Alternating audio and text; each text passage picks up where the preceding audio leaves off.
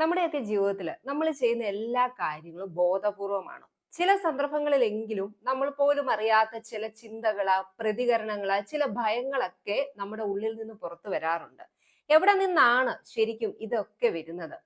പലപ്പോഴും നമ്മൾ അറിയാത്ത, നമ്മളെ നിയന്ത്രിക്കുന്ന ആ ഒരു ശക്തി, നമ്മൾ കാണുന്നതും കേൾക്കുന്നതും നമ്മളുടെ വിശ്വാസങ്ങളും നമ്മളുടെ ജീവിതത്തിൽ ഇതുവരെ നമ്മൾ കടന്നു വന്നിട്ടുള്ള എക്സ്പീരിയൻസുകളും ഒക്കെ സ്റ്റോർ ചെയ്ത് നമ്മളുടെ ജീവിതത്തെ നമ്മൾ പോലും അറിയാതെ നിയന്ത്രിക്കുന്ന ആ ഒരു അപാര ശക്തിയാണ് നമ്മുടെ ഉപബോധ മനസ്സ് അല്ലെങ്കിൽ സബ് കോൺഷ്യസ് മൈൻഡ്.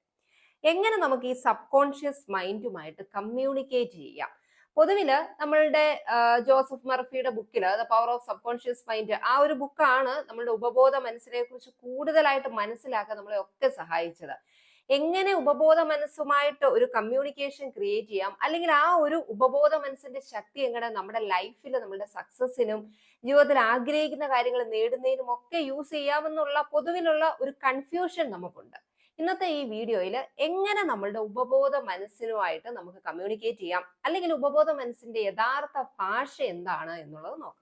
ഇമോഷൻസ് നമ്മളുടെ ഉപബോധ മനസ്സിന്റെ ഏറ്റവും നല്ല ഒരു ലാംഗ്വേജ് എന്ന് പറയുന്നത് ഈ ഇമോഷൻസുമായിട്ട് റിലേറ്റ് ചെയ്തിട്ടുള്ളതാണ്. നമ്മൾ ഒരു കാര്യം പറഞ്ഞ് ആവർത്തിച്ച് പഠിപ്പിക്കുക എന്നുള്ളത് വഴി നമ്മുടെ ഉപബോധ മനസ്സുമായിട്ട് നമുക്ക് കമ്മ്യൂണിക്കേറ്റ് ചെയ്യാനോ അല്ലെങ്കിൽ അതിൽ എന്തെങ്കിലും ഒരു കാര്യം നല്ല രീതിയിൽ ഫീഡ് ചെയ്യാനോ നമുക്ക് സാധിക്കില്ല. അവിടെ ഇങ്ങനെയുള്ള ചില ഭാഷകള് അല്ലെങ്കിൽ ഒരു കമ്മ്യൂണിക്കേഷൻ നമ്മൾ ഡെവലപ്പ് ചെയ്യണം.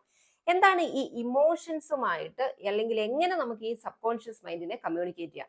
നമ്മളുടെ ചെറുപ്പത്തിൽ അല്ല നമ്മുടെ ലൈഫിൽ എന്തെങ്കിലും ഒക്കെ സിറ്റുവേഷനിൽ നമുക്ക് ഡെവലപ്പ് ചെയ്തിട്ടുള്ള ഒരു ഭയം ഉണ്ടായെങ്കിൽ അത് നമ്മളുടെ പിന്നീടുള്ള ജീവിതത്തിന് ആ ഒരു സിറ്റുവേഷൻ വീണ്ടും വരുമ്പോൾ നമ്മൾ ആ ഒരു സാഹചര്യം പരമാവധി ഒഴിവാക്കുമല്ലേ? ഇതിന്റെ പിന്നിലും ഉപബോധ മനസ്സ് ആ പഴയ ഭയം അവിടെ തന്നെ കീപ്പ് ചെയ്യുന്നത് കൊണ്ടാണ് അങ്ങനെ സംഭവിക്കുന്നത്. അതുപോലെ നമുക്ക് സന്തോഷം തരുന്ന കാര്യങ്ങൾ എന്തുകൊണ്ടാണ് നമ്മൾ ആവർത്തിച്ച് വീണ്ടും ചെയ്യുന്നത്? കാരണം ഇത് ഫീഡ് ചെയ്ത് ഉപബോധ മനസ്സിൽ വെച്ചിട്ടുണ്ട്, ഇന്ന ഒരു കാര്യം നമ്മൾ വീണ്ടും വീണ്ടും ചെയ്യുമ്പോൾ നമുക്ക് സന്തോഷം കിട്ടുമെന്നുള്ള. അതുപോലെ തന്നെയാണ് നമുക്ക് എന്തെങ്കിലും ഒക്കെ നാണക്കേട് ഉണ്ടാക്കിയിട്ടുള്ള ഒരു സാഹചര്യം നമ്മുടെ ലൈഫിൽ ഉണ്ടായിട്ടുണ്ട് എങ്കിൽ ആ ഒരു സാഹചര്യം പിന്നീട് വരുമ്പോൾ, എക്സാമ്പിൾ പറഞ്ഞു കഴിഞ്ഞാൽ പബ്ലിക് സ്പീക്കിംഗ്, നമ്മൾ ഒരു സ്റ്റേജിൽ നിന്ന് സംസാരിച്ചു, ചെറുപ്പത്തിലാവാം, എന്തെങ്കിലും ഒരു പ്രോഗ്രാം അവതരിപ്പിച്ചു, അപ്പോൾ അതിലെന്തെങ്കിലും ഒരു തെറ്റുപറ്റ് വന്നുപോയി, അപ്പോൾ നമ്മളുടെ കൂട്ടത്തിൽ അവിടെ ഇരുന്ന് ആരെങ്കിലും ഒക്കെ ചിരിച്ചു, അത് നമ്മളുടെ മനസ്സിൽ ഉപബോധ മനസ്സിൽ ഫീഡ് ചെയ്തിരിക്കുകയാണ്. പിന്നീട് വളർന്നു കഴിഞ്ഞാലും സ്റ്റേജിൽ കയറുന്ന ആ ഒരു ഭയം നമ്മുടെ ഉള്ളിൽ നിൽക്കും. അപ്പൊ ഇവിടെ ഈ ഒരു സാഹചര്യത്തിൽ ആ ഒരു ഷെയിം അല്ലെങ്കിൽ എന്റെ ഭാഗത്തു നിന്ന് ഒരു തെറ്റ് പറ്റി ഒരു ഗിൽറ്റി ഫീലിംഗ് കൊണ്ടാണ് ആ ഒരു സിറ്റുവേഷൻ നമ്മൾ അവോയ്ഡ് ചെയ്യുന്നത്. ചുരുക്കി പറഞ്ഞാൽ നമ്മളുടെ ഇമോഷൻസ് ആയിട്ടാണ് സബ് കോൺഷ്യസ് മൈൻഡ് ഏറ്റവും അധികം കമ്മ്യൂണിക്കേറ്റ് ചെയ്യുന്നത്, അല്ലെങ്കിൽ അങ്ങനെയാണ് കാര്യങ്ങൾ അവിടെ ഫീഡ് ചെയ്യുന്നത്. അപ്പൊ ഇതെങ്ങനെ നമ്മുടെ ലൈഫിൽ, നമ്മളുടെ ഡെയിലി ലൈഫിൽ നമുക്ക് യൂസ്ഫുൾ ആയിട്ട് ഉപയോഗിക്കാമെന്ന് ചോദിച്ചു കഴിഞ്ഞാൽ, നമ്മൾ ഈ വിഷ്വലൈസേഷൻ ചെയ്യുമ്പോൾ നമ്മുടെ ഉപബോധ മനസ്സുമായിട്ട് നമുക്ക് നല്ല രീതിയിൽ കമ്മ്യൂണിക്കേറ്റ് ചെയ്യാൻ സാധിക്കും. അതുകൊണ്ടാണ് നമ്മൾ പറയുന്നത് വിഷ്വലൈസേഷൻ ചെയ്യുമ്പോൾ അതിന്റെ ഇമോഷൻസ് കംപ്ലീറ്റ് ഉൾക്കൊണ്ടുകൊണ്ട് ചെയ്യുക എന്നുള്ളത്. നമ്മൾ ലൈഫിൽ അച്ചീവ് ചെയ്യാൻ ആഗ്രഹിക്കുന്ന ഒരു കാര്യം, നല്ല ഒരു ജോലി, അല്ലെങ്കിൽ നല്ലൊരു വീട് വെക്കണം, നല്ലൊരു വണ്ടി നമുക്ക് വാങ്ങിക്കണം, ഇങ്ങനെയുള്ള ആ ഒരു കാര്യം നമ്മൾ മനസ്സിലേക്ക് വിഷ്വലൈസ് ചെയ്ത് കൊണ്ടുവരുന്ന ഒരു സമയത്ത് അതുമായിട്ട് അറ്റാച്ച് ചെയ്തിട്ടുള്ള ഇമോഷൻസും കൂടെ ചേർത്ത് ആ ഒരു കാര്യം നമ്മൾ മനസ്സിൽ കാണുമ്പോഴാണ് കൂടുതൽ പവർഫുൾ ആകുന്നതെന്ന് പറയുന്നതിന്റെ കാരണവും ഈ ഉപബോധ മനസ്സിലേക്ക് ആ കാര്യം ആഴത്തിൽ പതിയുന്നതിന് വേണ്ടിയിട്ടാണ്. റെപ്പറ്റീഷൻ, ഒരു കാര്യം നമ്മൾ ആവർത്തിച്ച് ചെയ്യുന്നു, ആവർത്തിച്ച് പറയുന്നു, ഇങ്ങനെയൊക്കെ ചെയ്യുമ്പോൾ അത് നമ്മുടെ ഉപബോധ മനസ്സിൽ നല്ല രീതിയിൽ ഫീഡ് ചെയ്യുന്നതിന് കാരണമാകും. നമ്മൾ റിപ്പീറ്റ് ആയിട്ട് നെഗറ്റീവ് ആയിട്ടുള്ള കാര്യങ്ങളാണ് നമ്മളെ കുറിച്ച് പറയുന്നതെങ്കിൽ എപ്പോഴും നമ്മളുടെ കോൺഫിഡൻസ് ലെവൽ താഴെയായിരിക്കും. നമ്മളൊരു കാര്യം, ഒരു സ്കില്ല് ഡെവലപ്പ് ചെയ്യണം, ഒരു കാര്യം ചെയ്യാൻ പഠിക്കുക, നമ്മളത് റിപ്പീറ്റ് ആയിട്ട് ചെയ്യുമ്പോഴാണ് അതിൽ നമ്മൾ എക്സ്പേർട്ട് ആകുന്നത്, അല്ലെ? ഇവിടെയും ആ ഒരു ഇതിന്റെ സക്സസിന്റെ അല്ലെങ്കിൽ ആ ഒരു സ്കില്ല് നമ്മൾ ഡെവലപ്പ് ചെയ്തെടുക്കുന്നതും ഈ റെപ്പറ്റീഷൻ മൂലമാണ്. അതുപോലെ റിപ്പീറ്റ് ആയിട്ട് നമ്മൾ പോസിറ്റീവ് അഫർമേഷൻസ് പറഞ്ഞുകൊണ്ടിരിക്കുമ്പോഴാണ് നമ്മൾ കൂടുതൽ പോസിറ്റിവിറ്റി ഉള്ള വ്യക്തിയായിട്ട് മാറുന്നത്. ഇതിന്റെ എല്ലാം ആകെ ഒരു സമ്മറി എന്ന് പറയുന്നത്, എന്ത് കാര്യം നമ്മൾ ലൈഫിൽ നേടണമെങ്കിലും, ഇപ്പൊ നിങ്ങൾക്ക് ഒരുപാട് നെഗറ്റീവ് ആയിട്ടുള്ള തോട്ട്സ് ഉള്ള ഒരു വ്യക്തിയാണ്, അല്ലെങ്കിൽ നിങ്ങൾ ലൈഫിൽ ഇന്ന ഒരു കാര്യം നേടണമെന്ന് ആഗ്രഹിക്കുകയാണ്, ആവർത്തിച്ച് ആ ഒരു ലക്ഷ്യം നമ്മൾ പറയുമ്പോഴാണ് അത് നമ്മളുടെ സബ് കോൺഷ്യസ് മൈൻഡിൽ ഫീഡ് ചെയ്യുന്നതും അത് നമുക്ക് അച്ചീവ് ചെയ്യാൻ സാധിക്കും. Mental images. നമ്മളുടെ ഉപബോധ മനസ്സിന് എന്ത് കാര്യവും ഏറ്റവും എളുപ്പം മനസ്സിലാക്കാനായിട്ട് സാധിക്കുന്നത് അത് കൂടുതലും നമ്മൾ ഇമാജിൻ ചെയ്യുമ്പോഴാണ്. ഒരു മെന്റൽ ഇമേജ് ഉണ്ട് എങ്കിലാണ് അത് കൂടുതൽ ഉപബോധ മനസ്സിന് മനസ്സിലാവുന്നത്. അതുകൊണ്ട് തന്നെയാണ് ലൈഫിൽ സക്സസ് ആകുന്ന ആളുകളും അല്ലെങ്കിൽ പൊതുവിൽ അത്ലറ്റുകളൊക്കെ ആണ് എങ്കിലും മത്സരത്തിന് മുമ്പ് തന്നെ അവർ സക്സസ് ആവുന്നതും ആ ഫിനിഷിംഗ് ലൈൻ ആദ്യം ക്രോസ് ചെയ്യുന്നതും ഒക്കെ അവർ വിഷ്വലൈസ് ചെയ്യുന്നത്.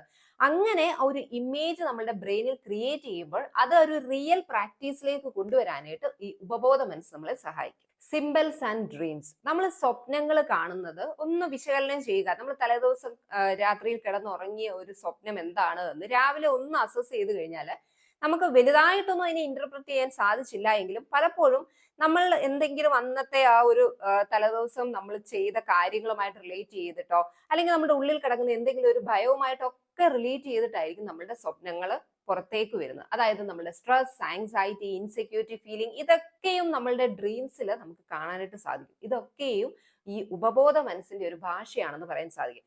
പലപ്പോഴും പലരും കാണുന്ന ഒരു സ്വപ്നമാണ് നമ്മൾ ഇവിടെ നിന്നെങ്കിലും ഒരു ഉയർന്ന സ്ഥലത്ത് നിന്ന് താഴേക്ക് വീഴുന്നത്. പല ആളുകളും കാണുന്ന ഒരു സ്വപ്നമാണ്.